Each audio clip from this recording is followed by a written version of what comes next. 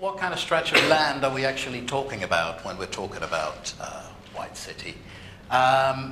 We've been working on this since the fall of 2004, initially addressing a stretch of land on the border between Kensington and Hammersmith.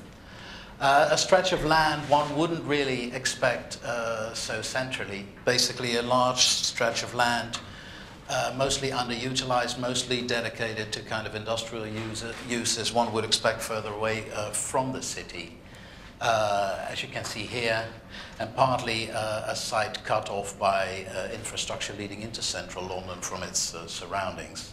The site itself, in its current form, is the most impressive collection of dead ends I've ever encountered in planning any sites. But that's a very strange paradox, because at the same time the site is at a crossroads of almost any major infrastructural link in west of London. The Central Line, the West Cross route, the A40, the New Hammersmith and City Line, soon to be linking Westfield. So that, in a way, is a bit of a paradox. The BBC site linked to the site is actually quite close to Heathrow, at least when the Heathrow Express works. Basically, it's a site rather peripheral in terms of London media activity as of yet, as was raised in one of the questions. As you can see, I mean, if one is honest, the major hub of media activity still resides in the West End, with Broadcasting House still very much of a symbol of BBC presence right in the centre of London. However, there are stretches of BBC land. There are stretches of BBC land it still controls, and even when it does away with it, still to some extent controls the destiny of these pieces of land, which are considerable. There is Television Centre, there is Media Village, where we're currently residing.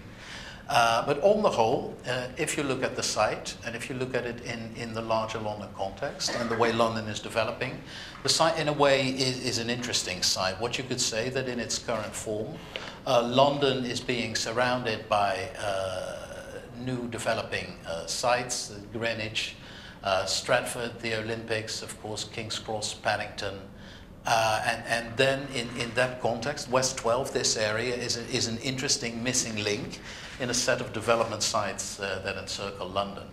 On the whole, the site that one can plan here is comparable in size to these other developments. It's a little bit bigger than King's Cross, a little bit smaller than Stratford.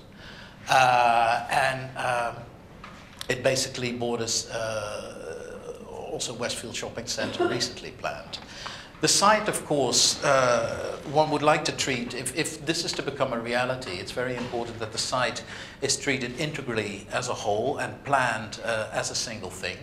But of course, as a typical London context the ownership of the site is, of course, hugely fragmented. This was a map which I think was originally drawn when Yugoslavia broke down into a number of fragmented entities, and this is that type of drawing technique basically applied to the opportunity area.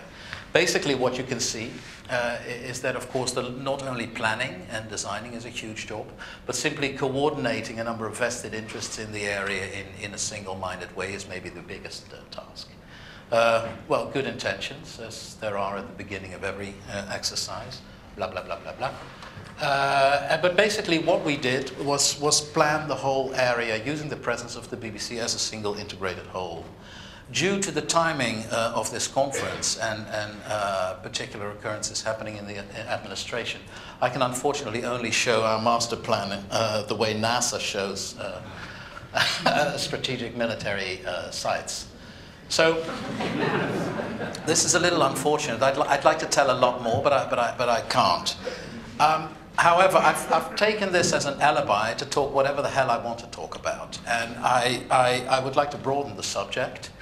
The question was whether I could talk about media experiences in other parts of the world. I don't really want to do that, because I think the BBC is quite unique. But I would like to talk about London, and I would like to talk particularly about the relationship between London and creativity.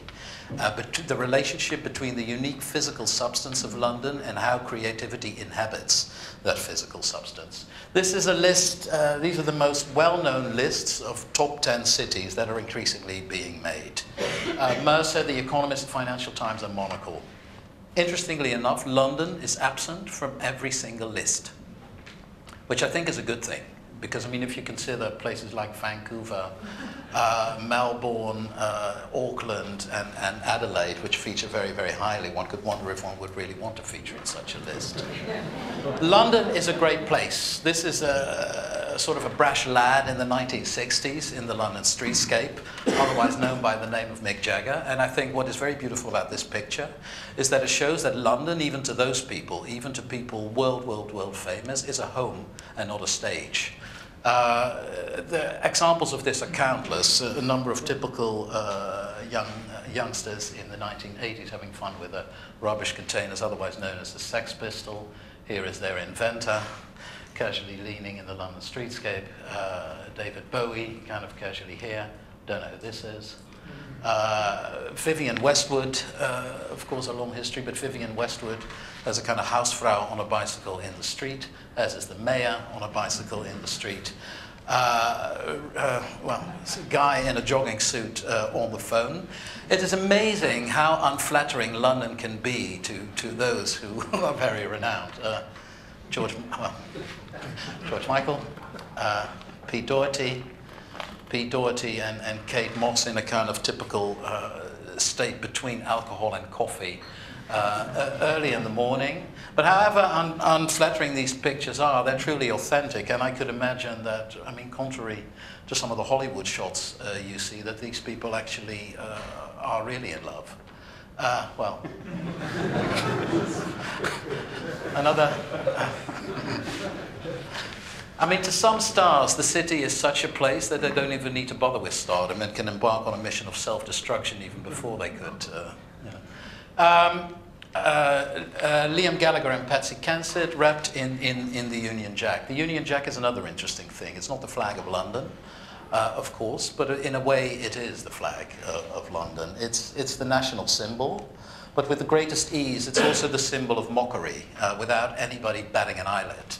At the same countercultural effects, it is the symbol of almost anything.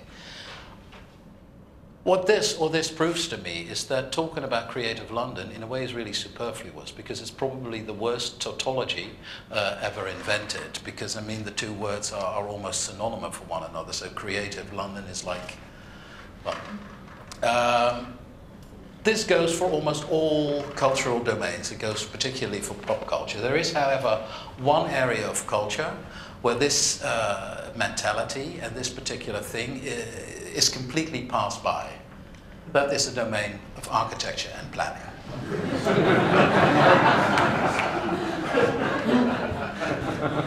Let's have a look at that.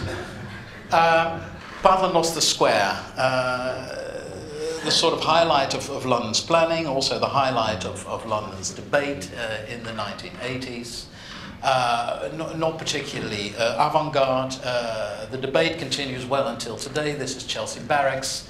This is what Richard Rogers proposed for Chelsea Barracks. This is the Prince taking a bashing with the backing of the local community. This is then what is proposed instead.